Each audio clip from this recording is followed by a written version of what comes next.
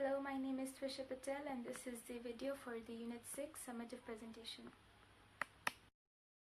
So this is Unit 6, Introduction to Vectors, and I've chosen topic 6.4, which is properties of vectors, and in here I'm going to talk about properties of vector additions. So basically the three properties of vector additions, and this is the first one. It says commutative property of addition. So in here we see that vector A plus vector B is equal to vector B plus vector A. So it basically is trying to show that if I add vector A to B, it will give me the same answer if I add B to A. So it says similar to when dealing with numbers where the order in which they are added does not affect the final answer. So as I said, the order of the numbers, for example, 5 plus 6 is equal to 11. So if I arrange it as 6 plus 5, it will give me 11 as well. So it doesn't matter what arrangement you have of the numbers, you get the same answer. So the property of being able to add numbers in a chosen order is called commutative property of additions. So for vectors, here I have a parallelogram and this is a diagram. So from triangle A, B, C, we're trying to look for AC, vector AC. So here we say we have two ways to get AC. So this is the first one. So here we can take a root of AB and plus BC. So we can go from AB to BC to find vector AC, this line. So here we see that AB is vector A and BC is vector B. So we get an answer of vector A plus vector B for AC. So this is the first one, the first way to get the answer. And then if there's a change in the addition, for example, in triangle ADC, so for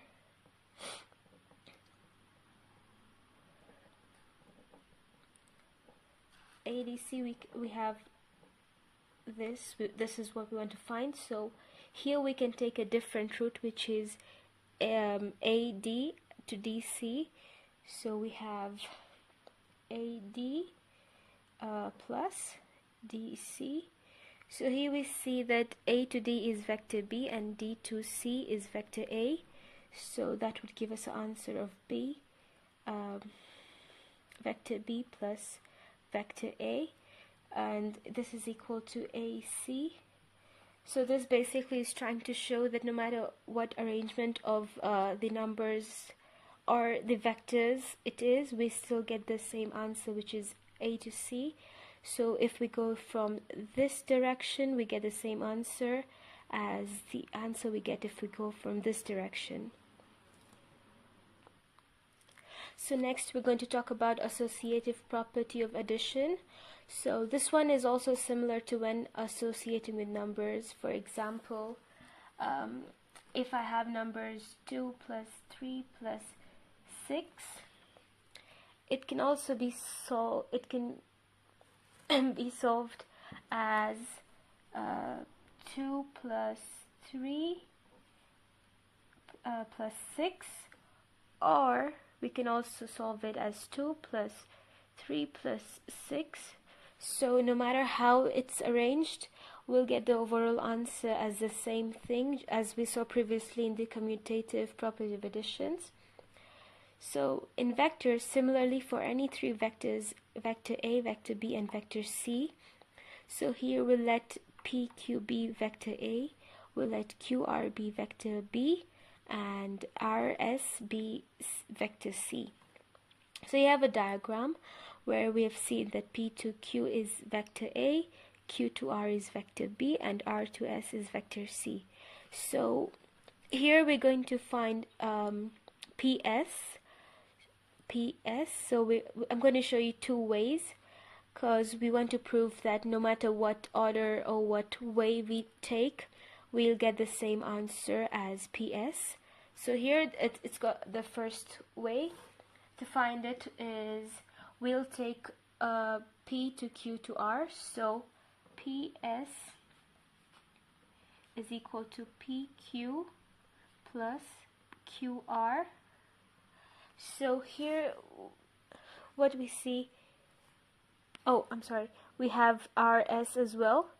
So here what we're going to do first is we can write it as PR plus RS to make it a rather simpler equation. So here we can see that P to R is vector A plus vector B. It's a very simple form. So vector A plus vector B. We can put this in brackets since it's going to represent one position here, and we'll add RS, which is vector C here. So this is our answer, PS. So here we took P to S going from this direction, and so this is the first way to find the answer. And now we're going to see the second way, which will also give us the same answer, but it might have a different arrangement of the numbers or the vectors. So here we have PS. Again, we're finding PS through a different route. So this time I'm going to take a route of P to Q and the Q to S. Instead of going from Q to R to S, we're going to go to QS straight. So PQ plus QS. So here we have PQ as vector A, write it down, and QS, as we see this route here, we see that to go here we need to go from Q to R to S because we have arrows this way. So we have B plus C, we put that in bracket because it's 1. So QS is equal to vector B plus vector C. So this is PS. So we see that even though we took a different route, we can get the same answer, PS. So hence we've proven that vector A plus vector B plus C in this way is equal to vector A plus B plus C in the other way. Hence, we've proven the associative property of addition. So next, we're going to look at the third property of vector addition, which is distributive property of additions. So here we can take the perimeter of a rectangle as an example to understand this property. So this is the perimeter of a rectangle, which is 2 into L plus W, which is length plus width. So here we see that 2 can be distributed across the brackets L and W, which is length and width, to give us 2L plus 2W. So in vectors, the distributive law depends on being able to multiply vectors by scalars and on the addition law for vectors. So here I have two diagrams. So this is diagram 1 and this is diagram 2. Diagram 1 says ABC, it has triangle ABC, and the second diagram has triangle DEF. So in these diagrams we see that vector A and vector B are multiplied, each of them by K, as we see here in diagram 2. K is a positive scalar, and we see it gives us K vector A and K vector B. But then, however, these triangles are similar. We see this triangle is similar to this triangle because ABC is equal to vector A plus vector B, and in DEF diagram 2 we see that K vector A plus K vector B. So here we can factor it out as we see the difference.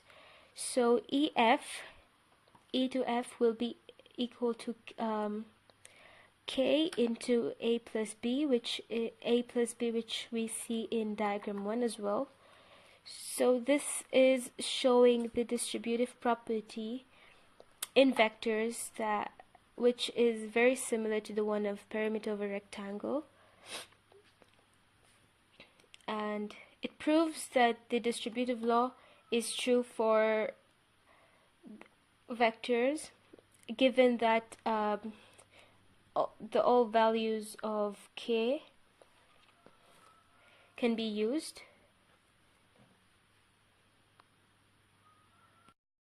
Now we're going to talk about the third property of vector addition, which is distributive property of addition. So here we can take the perimeter of a rectangle as an example to understand this property. So here we see the perimeter of a rectangle is 2 into L plus W, which is length plus width. So here we see that 2 can be distributed across the brackets to give us 2L plus 2W. So in vectors, the distributive law depends on being able to multiply these vectors by scalars and on the addition law for vectors. So here I've taken two diagrams to explain this property in vectors. So here in the diagrams we see that vector A and B are multiplied, each of them by k in diagram 2, which is a positive scalar, to give us vectors ka and kb. So as we can see, vector A is multiplied by k to give us ka in diagram 2, and b in diagram 1 is multiplied by k to give us kb in diagram 2. But then we also see that these triangles are both similar. So in triangle ABC, we see that BC is equal to vector A plus vector B, and in diagram 2, EF is equal to KA plus KB.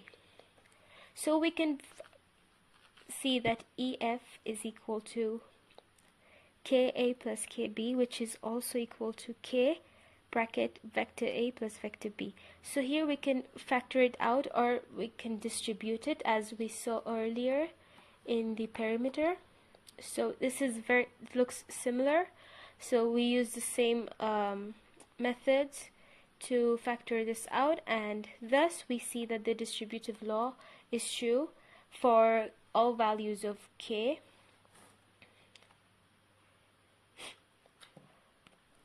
So now we're going to look at an example to show all of the properties of vector additions.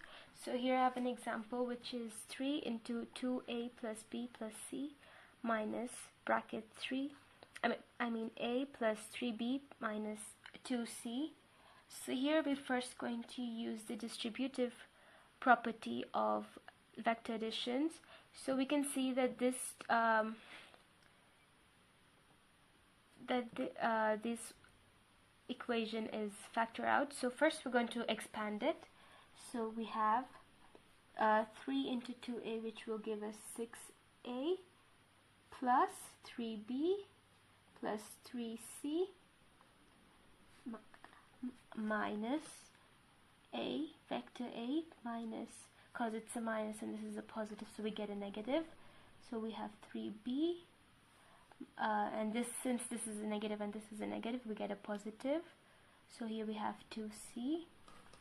So this is the distributive. This is the distributive property of vector addition. And then the next step here we have is we'll collect like terms and arrange it, and this will also show us the commutative property of vector addition. So let me write that down first. We have 6a and we have another a here, so we write it this way. We collect like terms to solve it easily. Then we have 3b and we see another negative 3b. We have 3c plus 2c here. So this shows us the commutative property of vector addition. And now what we're going to do is we'll use the distributive law for scalars here as we factor these individually. So we have 6 plus 1, I'm sorry, it's 6 minus 1 since it's a negative here. We put this in bracket, and this is vector A, plus 3 minus 3, this is vector B, and we have 3 plus 2, this is vector C. So this is the distributive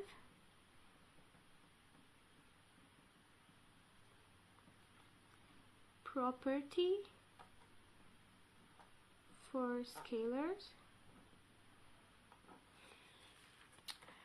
So now we can solve these numbers inside the brackets, and we get 5a plus 0 plus 5c.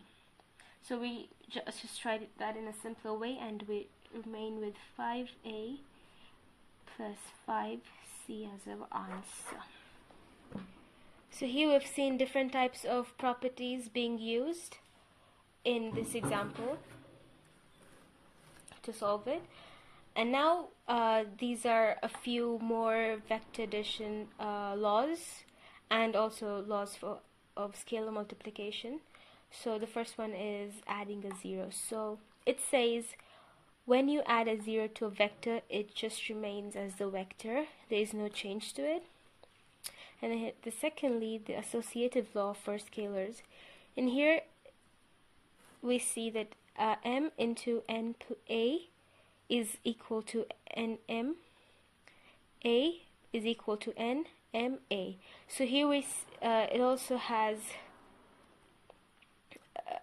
similar factors as the associative property of addition of vectors, and I also see a bit of commutative property in here as well. So it doesn't matter the arrangement, and you'll just get the same answer no matter what. And lastly, we have the distributive law for scalars. So here we see that m plus n in bracket a is equal to ma plus na. So this is very similar to the distributive property of addition for vectors. So we can just multiply the a individually, and we get ma plus na. So that was it for my Unit 6 presentation. Thank you.